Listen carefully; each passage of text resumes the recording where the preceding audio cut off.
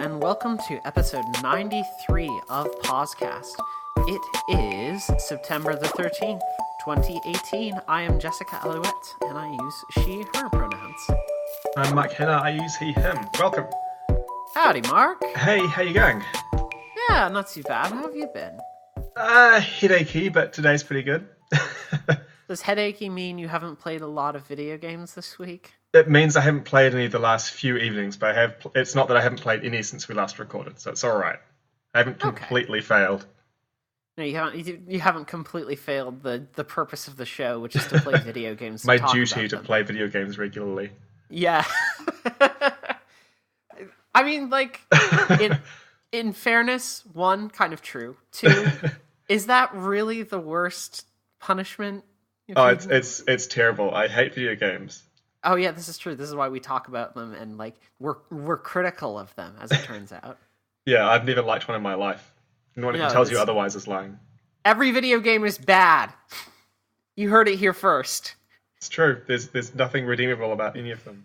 Nothing is redeemable about any video game.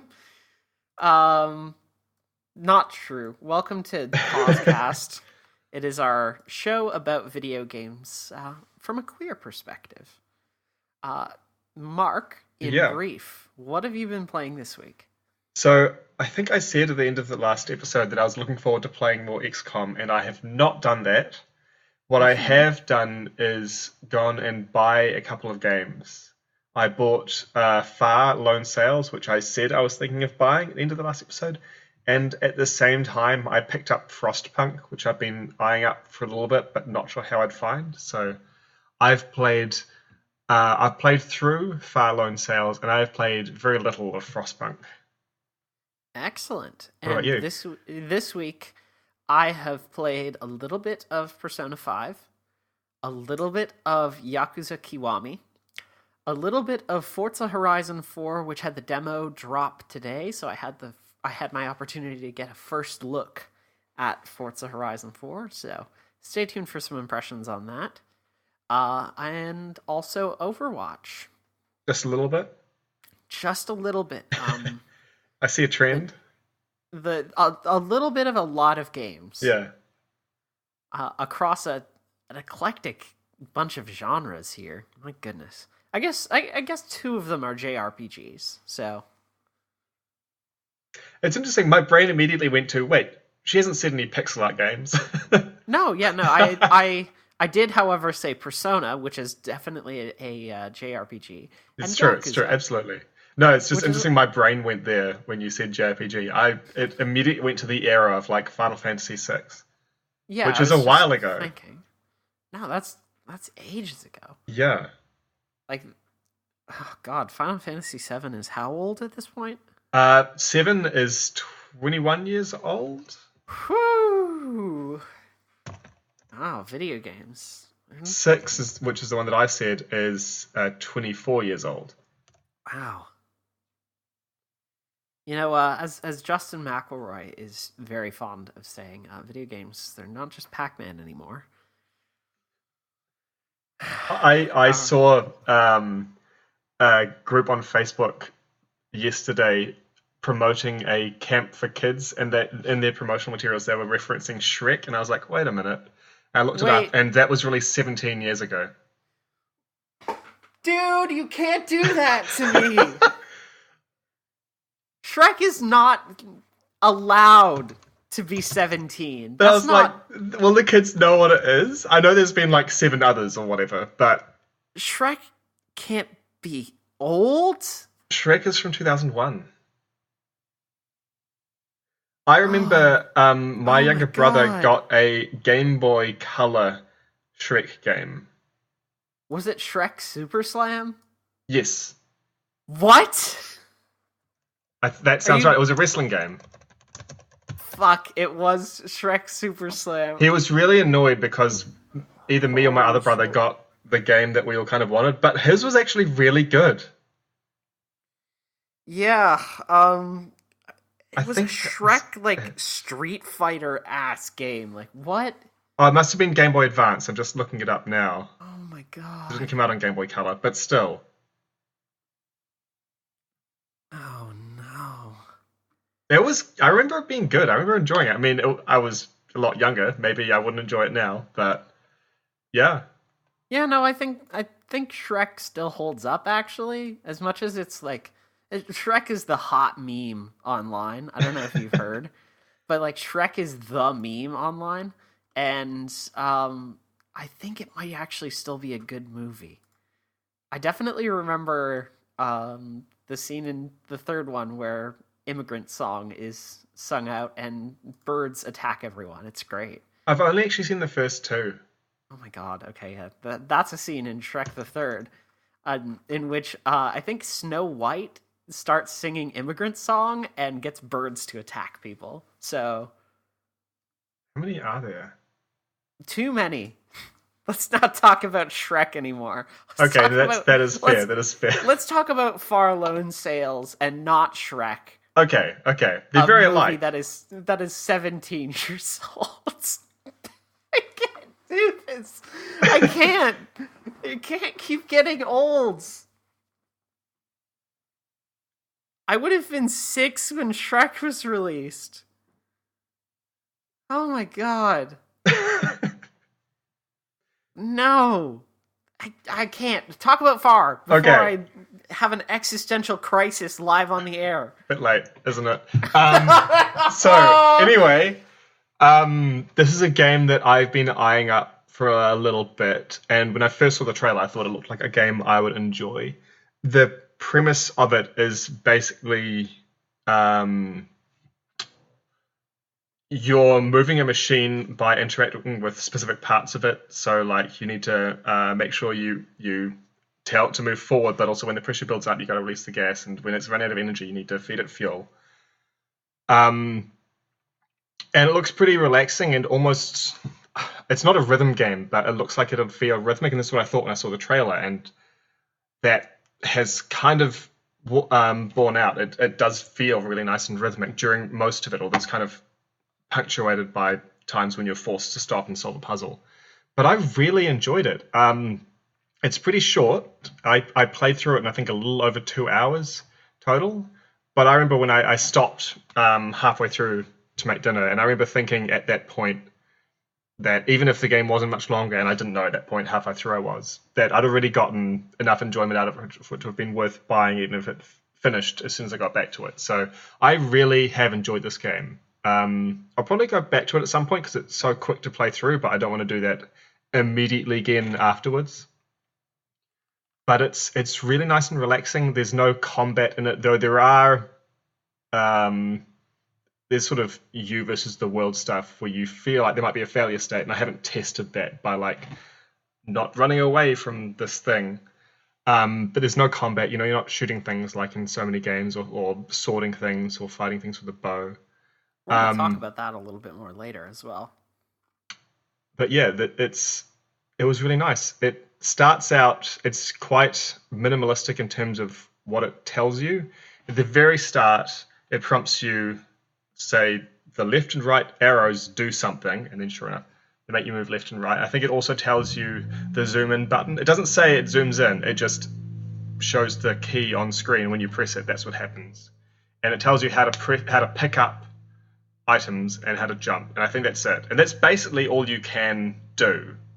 You can pick up and put down items, you can jump, you can move left and right. And aside from that, the only other things that might be considered instructions in the game are there are a couple of labels inside this machine you find very early on. One says steam and one says energy. I think you could have figured it out without those, but they just help start things off a bit. But it's really interesting how the game doesn't tell you need to do this. It just gives you the few things you can do, and all you really can do is work with this machine and move forward. But it makes it feel like it's your own decision to do, and that was really nice. The character is silent. They don't have really any personality put onto them. It's just what they look like. And it makes it feel like you're inhabiting them by doing that, I think, by making it feel like your choice. So I really appreciated that. It was nice. It made every part of the game, even when there was really only one thing I could do, the fact that it wasn't telling me you need to do this made it feel like I was choosing to do that, and that was really interesting, especially for such a linear game. But it was really refreshing to have a game where the things I could do, my vocabulary for interacting with the world wasn't you can shoot things and climb things or something like that. It was I can press buttons and I can move objects, and that's it. So a lot of the cycle of the game is you pick up the items that you can use as fuel in your machine. You put them in the bit where they go in like a tray where they can get deposited. You go press the button to convert them into energy. You press the go button. You press the steam release valve. You get a few more buttons and tools you can use for like, putting out fires and sails that go on top of the machine. And that's it. And you're doing that the whole time, and you'll occasionally run into barriers where you need to stop and get out of the machine and go and figure out how to lower the barrier or raise the barrier or whatever it is you need to do to get it out of your way. And they were all different enough that I never felt like I was repeating the same puzzle twice. They were all different kind of threats or challenges. There was one where I was a bit confused and ended up failing and being kicked back, where it's just I woke up in the bed in the machine a couple of minutes ago.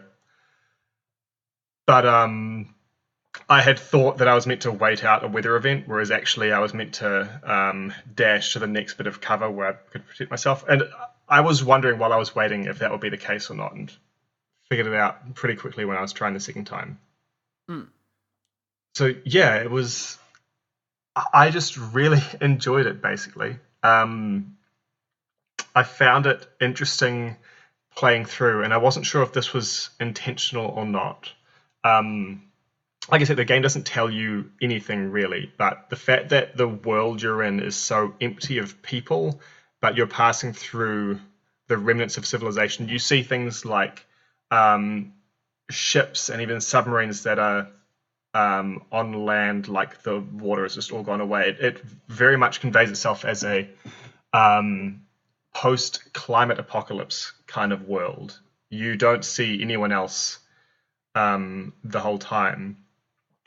And it kind of struck me the way that every time I came across any sort of resource, these items on the ground, I would pick everything up and I would burn it all on my machine. And when I moved on, I wasn't leaving anything behind me.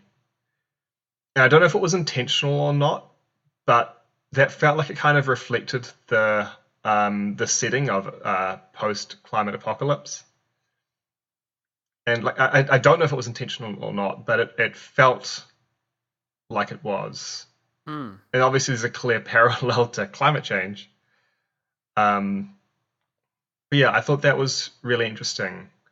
And I've seen that sort of behavior encouraged in games before. I remember seeing it in No Man's Sky when it first came out, and I didn't buy the game, but I did play a copy my cousin had, where like you drop out of the sky onto this world and immediately consume all the resources within sight.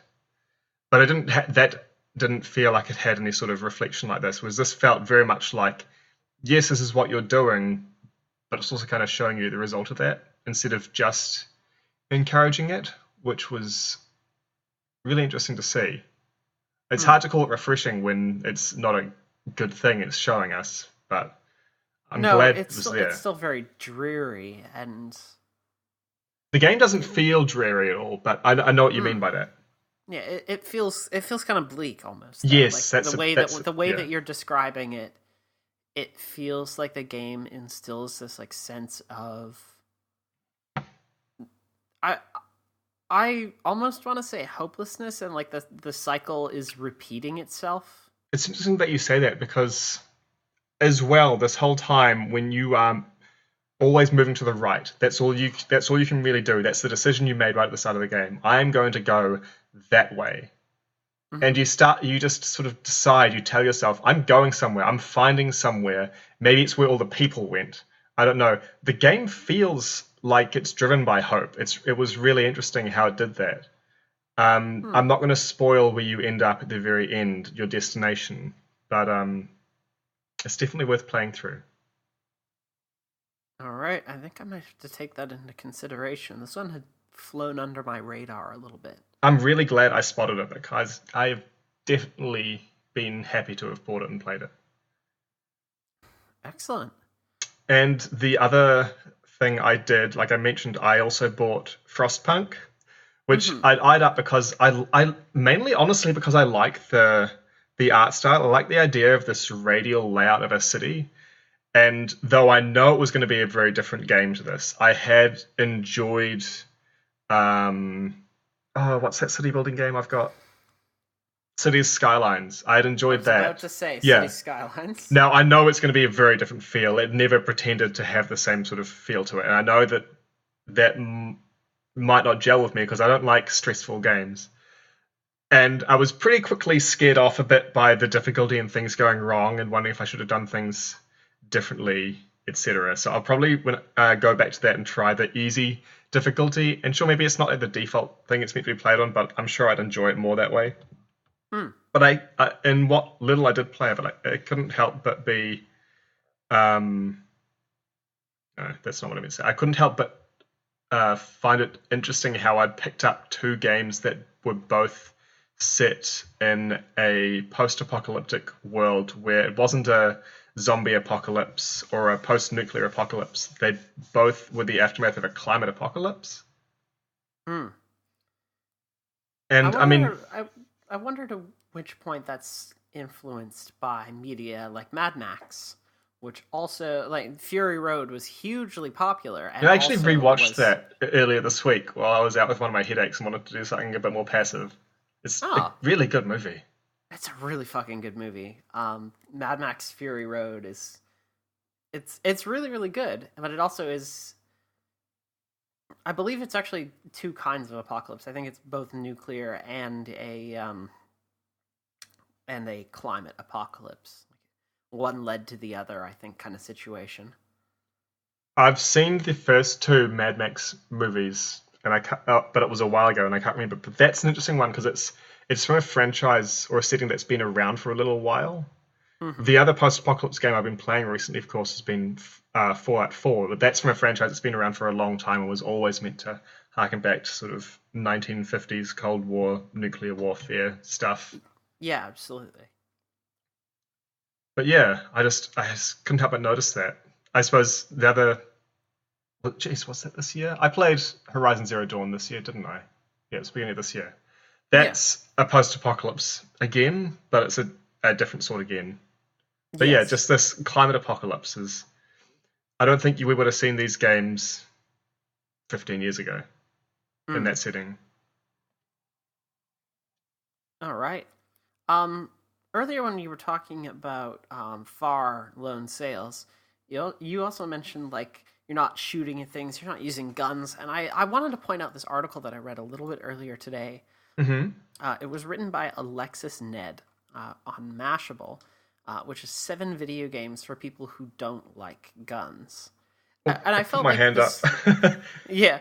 I feel like that article is really worth reading, not just for it being a really, really good primer on some good non-gun video games, and some pretty decent video games for people who are not necessarily invested in video games as a thing yet, and maybe they want to get started. Like, these are good starting points, to be honest, and that includes Assassin's Creed Origins. It includes The Legend of Zelda: Breath of the Wild. That game is really worth playing, especially if you're new to video games. Skyrim, Middle Earth, which you are a fan of. Spider-Man. Don't lie, so are you. No, I'm not. This is a recorded fact. Spider-Man, which just came out, which we're also going to talk about a little bit later on. But it's a great list. I highly recommend reading it for not only the list, but for everything that comes before it, because it sets up a really powerful context to this particular list. I really, really strongly recommend reading it. I've read it too, and yeah, I can agree with that. It's worth reading. Do you want to talk about? Do you want to jump straight into Spider-Man from that? And then sure. I'll talk about the games that I've played this week after we do that. Sure. So I haven't got this game. I haven't played it. I've heard a lot of good things about it. I am in the same boat. I want to be clear about that. Yeah, I've heard a lot of good things, but not enough to make me decide this is like the one full price AAA game I'm gonna buy this year kind of deal. Because I've never Yeah. been super into Marvel or anything. But I've watched Well, like a gameplay trailer. It looks really good. the other problem is you've already bought a AAA game this year, and it was Monster Hunter World, which you bought at launch. So wait, so Horizon Zero Dawn must have been last year then. I think you also played it this year. I might be wrong, Oh, but I can't remember when it was. But yeah, no, your big AAA thing this year was absolutely Monster Hunter World. that's true. That's when I bought the PS4 as well. So no, I Yep. must have played Horizon last year because I didn't have my PS4 then. Anyway, that's off topic. I don't remember when things have happened. Um, but so one thing I'd seen floating around a couple of places on social media was people saying or referring to, is Spider-Man a cop now? And I was kind of unsure what that was about, but there was an article on Kotaku by Heather Alexandra today, I believe it was published this morning, Yes, that's correct. which went into what people were talking about there, and it as well is really worth reading. It goes into stuff about the context of New York specifically and other New York superheroes in a way that I can't do justice to, living almost as far from New York as you can get. But one of the things it describes is how one of the activities in the game is activating security towers that let the New York police surveil people in New York, which then can prompt you to go and find crimes and stop people.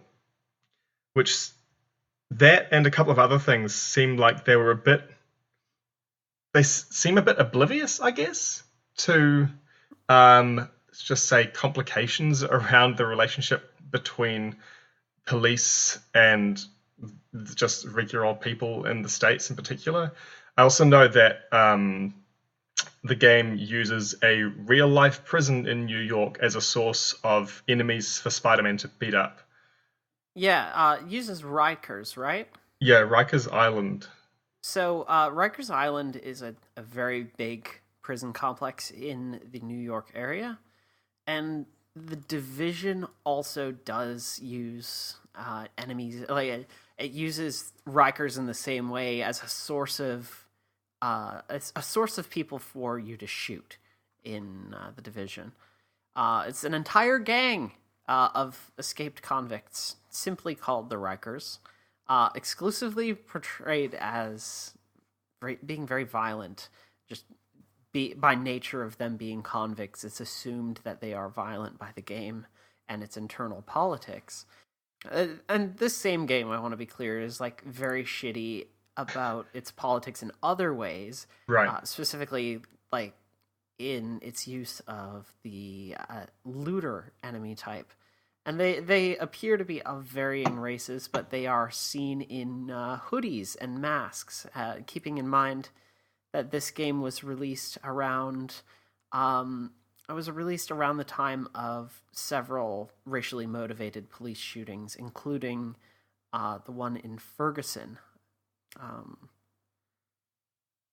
That it was a really tone deaf, terrible way to go about, including an enemy like that in a game.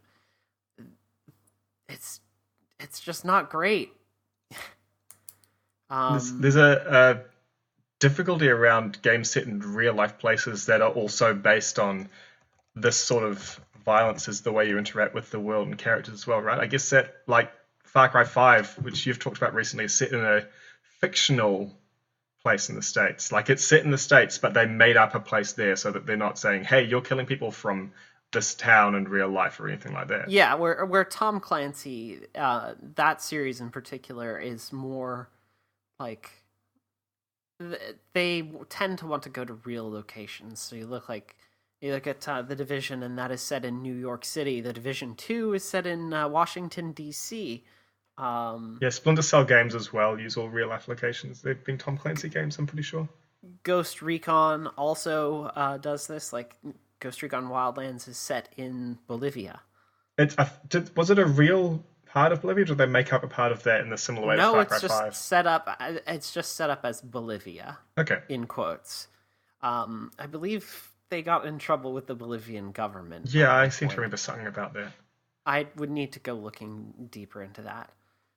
Um, but yeah, like those games tend to want to use real locations, and when you want to have real locations mixed with violence and violent fantasy, you end up with some really questionable politics 99% of the time. And so Spider-Man being an example of this is not something that I can say is necessarily surprising. I would have thought that the focus would have been more on like supervillains and stuff, but Yeah, I was expecting that as well. I guess you have to have, I don't know, you have to have some basic enemy. Eh. Anyway, Yeah. continuing, what were you saying? Um, I think I'd finished up the bit I'd said just about it using real life places. It's Yeah. interesting that the other superhero game I've seen recently, because I'd watched my flatmate play some of it early this year, is Infamous 2, where the basic enemy there is basically cops. So it's a very different feeling to this one. Mm. Um, just the point that we were talking about there on real life locations, I think we talked about this like a year or two ago on the show, but it's interesting living in New Zealand. You don't get video games set in Auckland, so I never get this sort of experience of a game set in a location I recognize because I live there, or it's a parody of where I live, or whatever. Yeah. So I've only ever really heard about this stuff secondhand, third hand. I can sort of describe what I guess it would be like, but I don't know what it's actually like. It's interesting. If I lived in the States, then I might have some experience of that because it seems like lots of video games are set there for some reason. Anyway, Probably. It's the most accessible experience for a lot of AAA development studios. yeah, it's fair. It's fair. Um, but yeah, so Spider-Man has you doing things like helping the cops surveil people and beating up people from a real prison, and it doesn't apparently, because I haven't played it, seem to reflect on these things very much, which seems like just a strange choice, really. It sounds about right for like a Marvel product, in fairness. Marvel has not ever really focused in on social issues or commentary in more recent years, despite how outspoken some of Marvel's original authors, like Jack Kirby, for example, were about various political issues, including, again, Jack Kirby's just very anti-Nazi stance, for instance. See, one of the guys who made up Captain America. I believe he was one of the guys that made up Captain America. Okay. I don't know very much about Marvel's history. I've never really read comic books. Yeah, you would need to talk to someone who is more versed in that culture Fair enough. than I am. But I'm going on what I have done very limited reading on here. The other side of this article. So I use an RSS reader. I'm probably one of the only people left who does. That's how I found this. And when I read something I like and I want to share it, I tend to just search for the URL on Twitter because I can often find when the author themselves shared it there, and then I can retweet that. And so I did that with this one, and oh wow, there has been some terrible responses. It's just been another reminder of how fucking toxic gaming culture can be. Often when I find an article that's been published on Kotaku that I want to share like this, there hasn't been that many tweets including the URL. This time there were a lot, and the majority of them were just pretty shitty. Along the lines of, what, we can't have fun now? It's like, no, she's criticizing a video game. Doesn't mean it's bad or people who play it are bad. It means, hey, this aspect is something we can criticize. That's important. I mean, that's why we do the show. I played roughly 80 hours of The Division, despite its fucking reprehensible politics. Yeah, and you've played like 500 hours of Shadow of Mordor, but you still pretend not to like it. Ah, hmm. Hmm.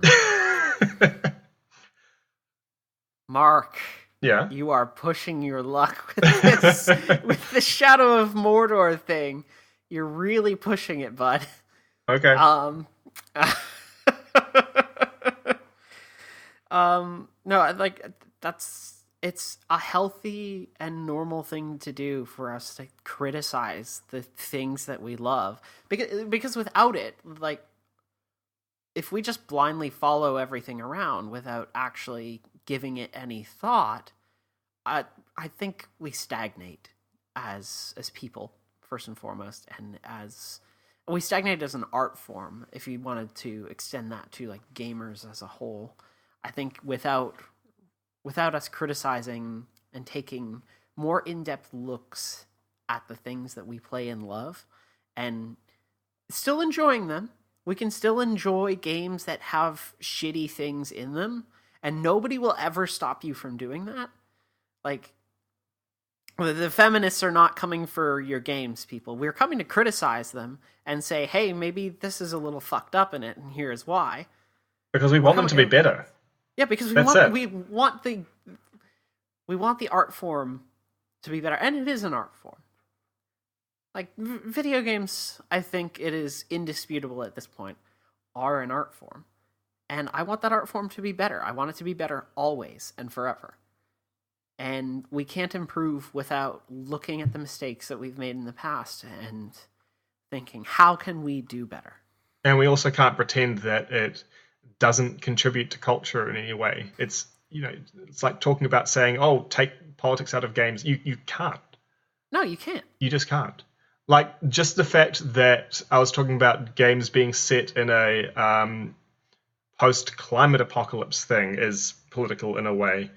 Look at how climate change denial has been a thing. Less so now, thankfully, but has been a thing. Like, it's still a decision that just contributes to culture.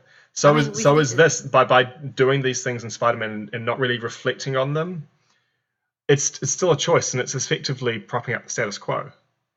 And we could go even further into that and look at like violence in video games in general, and like we can look at recent tragedies centered around video game tournaments. There was a shooting. Oh yeah. At one of these, at a Madden tournament, a couple of weeks ago, and like we need to talk about these aspects of our culture.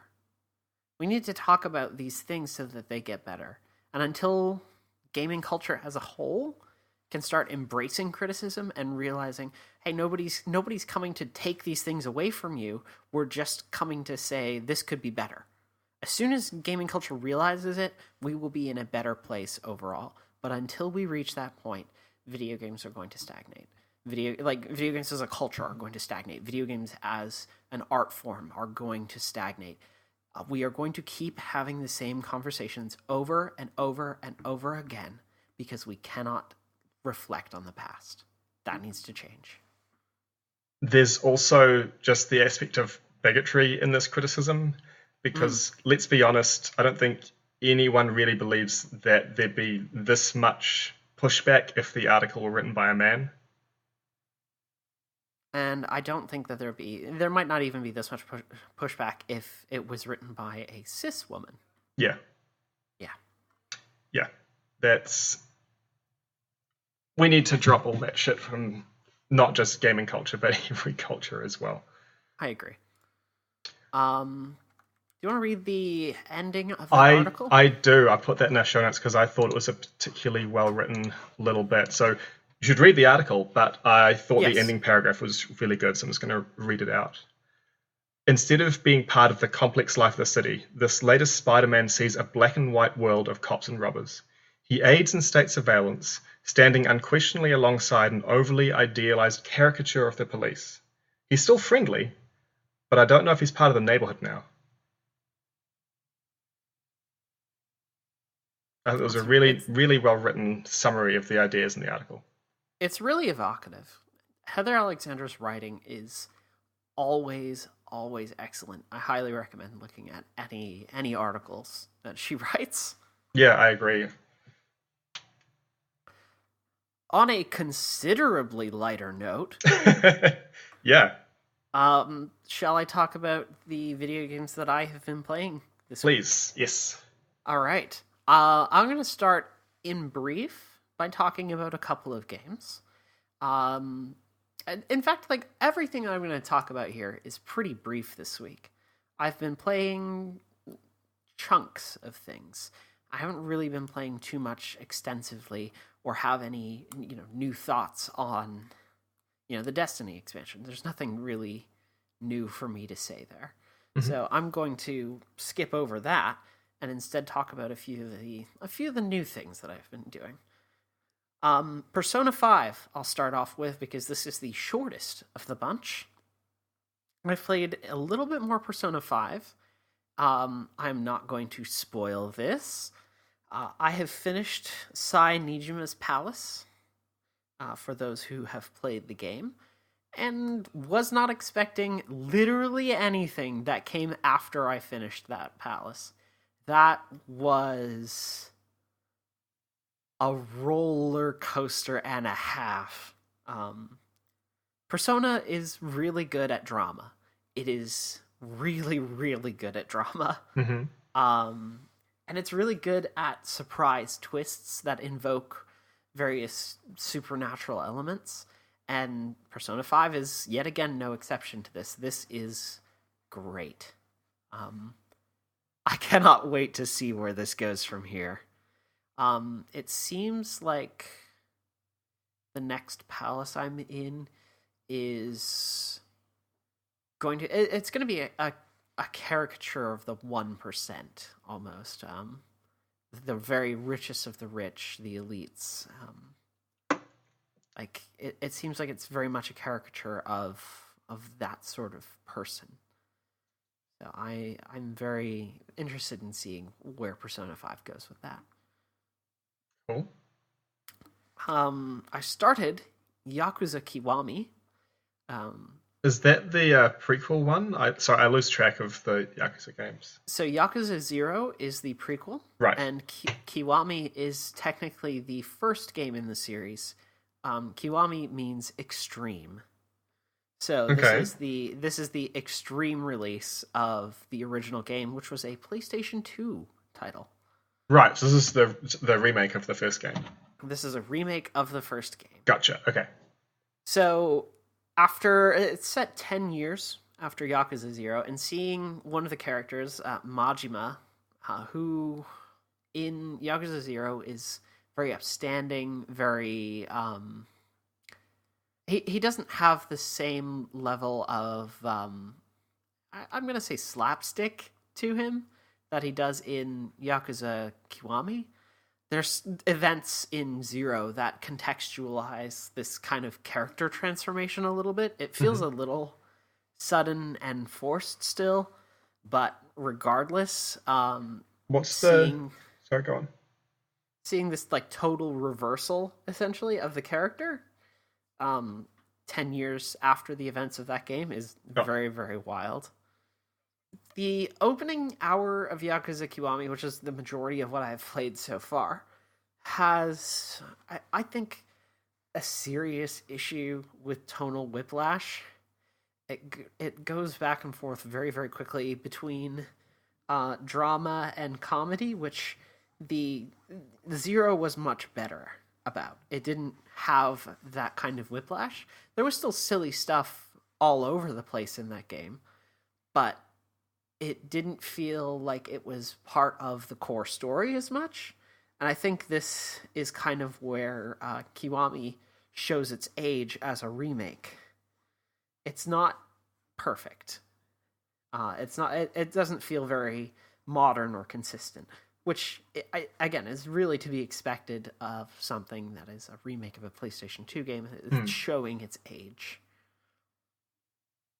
What drama there is there in Chapter 1, though, really is executed and set up quite well. I really enjoyed it. So Nice. we'll see where that goes. I might have some more thoughts on that next week after I've played a little bit more. Cool. Um, Another brief one as well. All your little bits of mini games. All my little bits of many games. Overwatch. Mm-hmm. Going back to this well, because there is a new map set in Busan, South Korea, and it is gorgeous. Nice. I remember I talked about it around Yeah. its announcement and how it was this blend of like old and new design. And it goes even further than that, in fact. It's a blend of both old design, new, modern, urban design, and a sleek, futuristic design. It's all three of these things at once. By separating the map into three separate areas, because it is a King of the Hill map type. For those who don't know how that works in Overwatch, there is 3 rounds to a King of the Hill match, as opposed to one continuous progression through the map.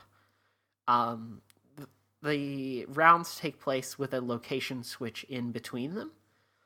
So each map for King of the Hill has 3 separate maps, in essence. You're guaranteed to see at least 2 of them, as it's a best of 3. Right. So I have really enjoyed seeing all of those individual aspects in their individual areas. The map feels like it has this really great sense of place in each and every one of them. So I've really been liking that. Nice. Yeah. And lastly on my list of little bits of games that I've been playing, Forza Horizon 4. The demo dropped for Forza Horizon 4 today. Is that the one where they showed off seasons? Yes, it is. That's correct. Whoa, I knew something about a racing game. This is amazing. Yeah. Seasons. They're not as much of a game changer as I thought they were going to be, maybe. What were you expecting?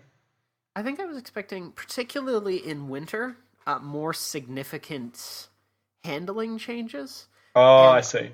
I might be a little bit biased there because the handling changes might have kicked in, but I was driving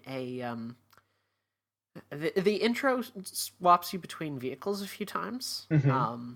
One that is optimized for street, one that is optimized for off-road, and one that is actually 2 that are optimized for off-road, and then another one optimized for street.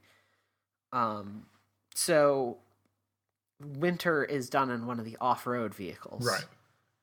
So I think that may have also colored my expectations there a little bit. So I don't know how significant the handling changes are.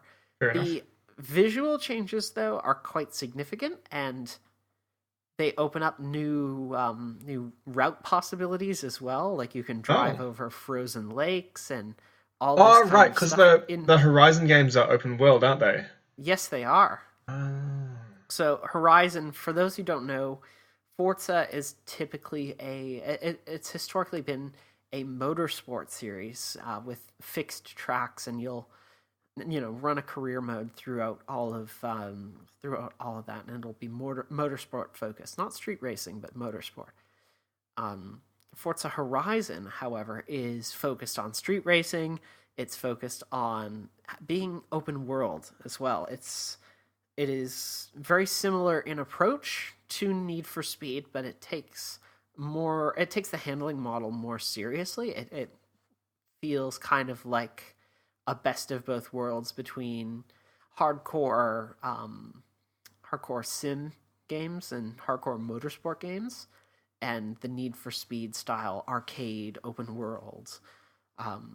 It executes really well on that, and Forza Horizon 3 actually has some of my favorite open world design in any game.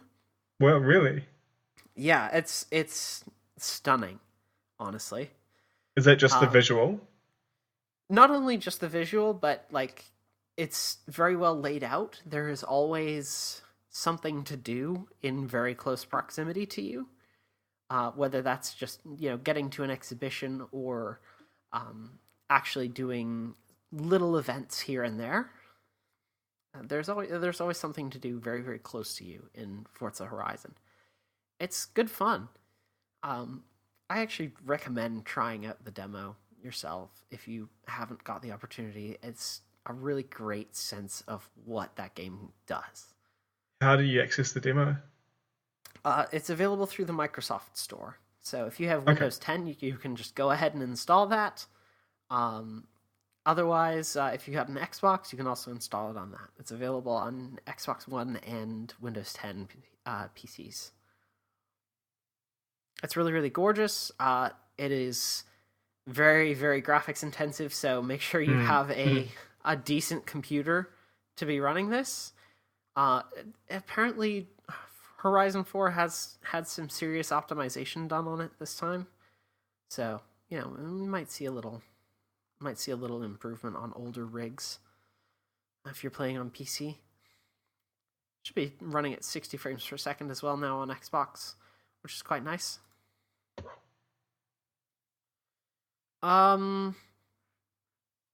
Everything still sounds great in that game too. Like, I'm a big fan of well executed sound design in games in general. You are. And yes, and I gotta tell you, these cars, they do go vroom. They sound like And cars.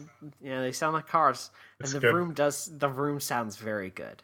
I'm not at all surprised. It seems like the sort of franchise that attracts people who care about how cars sound. I think it also attracts a crowd who care about how cars look as well, because you have very, very detailed creation tools for various designs. Do you get to play with that in the demo? I haven't been able to see if you can. Okay.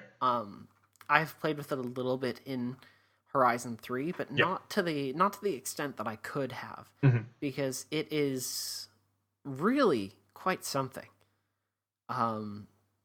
You definitely see like full-on recreations of actual race vehicles and actual rally vehicles that people have then, found that model car in the game and put that actual real design on there, or just like some generally impressive art. Like I've got some screenshots from Horizon 3 of some custom Final Fantasy cars that people have. You show me that. driven That's around. impressive. It's really, really wild. It's kind of amazing what people can do with the designs in that game. So I imagine more of that will continue in Horizon 4. I don't see any reason why they would strip that stuff back, personally, but you never know. Sometimes things get cut. I won't speak to the state of that finished product yet. When is that getting released? I believe it is out next month. Oh, yep, next month. Forza Horizon 4 comes out on the 2nd of October. Nice. Yeah. All right. That is everything that I have played this week. And I think that's everything that we wanted to cover this week as well. Yeah, I think it is. Wow. We did it. We made it to the end of the episode. I've got one more thing that'll come up in the next little bit, though. Oh, okay. That I just thought of. Okay. Well, why don't I ask the question then? Okay. Mark. Yeah. What are you playing this week? Okay, it's a bit of a stretch because it's not this week. Looking forward to playing this week. But in the next few weeks, I saw there was an announcement today by Chucklefish about a new game they're publishing, not in this coming week, but on the 25th of September, so just under 2 weeks away, which looks like a really nice pixel art action RPG game called Time Spinner. And I actually am really keen to check that out. They put up a blog post with just a trailer, a few animated GIFs, and a description of it. And it sounds like I would enjoy this game a lot. So I'm looking forward to that, but it won't be this week. During this week, though, I'm looking forward to probably trying Frostpunk on easy mode. Yep. I feel like I will revisit XCOM 2, but it depends. Like earlier today, I kind of felt like playing it, but I haven't quite felt like I need to this evening, so I don't know. But that's kind of my go-to relaxing game at the moment, I guess, is XCOM 2. I'm only able to relax with it because I've made the Doomsday meter really slow. But yeah, I might end up doing something I didn't expect, like I did last week. But I mean, I don't know what that'll be because I don't expect it. That's what I'm thinking of, though. How about you? This week I am looking forward to playing more Yakuza. Fair enough. Yeah, that's the main thing I can think of. And honestly, I think that's kind of all I need right now. Nice. Sometimes It's good to have a main narrative game going, eh? Yeah, absolutely. Um, I'll probably end up playing more of Destiny 2 Forsaken Mm-hmm. because yeah. Yeah. Yeah. Yeah. Yeah. All right. Well, I think that brings us to the end of this episode of PauseCast. Hey, thank you so much for listening. If you liked what you heard and want to support the show, we have a few ways that you can do that. First, you can just tell people. Tell people about the show. It helps us out a lot when you share the show on Twitter, on Facebook. You share it with your neighbor, whatever. Just share the show. We want more people to be listening. You can also help us out by contributing to the show, sending us emails. You can email us pausecastshow@gmail.com, and we will read your questions when we record and answer them live on the air. You can also support us financially by a couple ways. The first is you can go to bit.ly/pausecoffee, and that will let you donate to us with a one-time donation. But if you'd like to support us month to month, we also have a Patreon. You can find us at patreon.com/pausecastshow. Thank you so much to all of our current patrons. Mary, Moth, Para, Sammy, Dove, Gray, Ash, and Corybat. Thank you so much for your continued support of the show. It means a lot to us. Really does. Yeah. I'd also like to thank Leon for the use of our theme song, Honey Milk Island. You can find Leon's music and download some of it for free at soundcloud.com/LEYAWN. Mark, where can people find you online? I'm on Twitter at HonestUniverse, and I write a blog as well, though not about video games, at honestuniverse.com. How about you? And you can check out Mark's transparency report, by the way, on the OIA in New Zealand by visiting bit.ly/OIA delays. If you're interested in government transparency, that is a feature definitely worth reading. Thanks. I spent about 6 months slowly working on that this year, and so it's been nice to have it finally published. Yeah. You can find me online at TealQT or by going to bird.school. That'll take you to my Twitter. You can also find me streaming here on Mixer at TealQT. If you are not already listening to us live, we also record the show live. Now, every week, Thursdays at 8 p.m. New Zealand time, which is Wednesday for most people, or sometime early in the morning if you're in the Americas. Thursdays, 8 p.m. New Zealand time, recorded live, mixer.com/pausecast. Come check it out and listen to us live. All right. Thank you so much for listening to this episode. We really, really appreciate it. And until next week, we will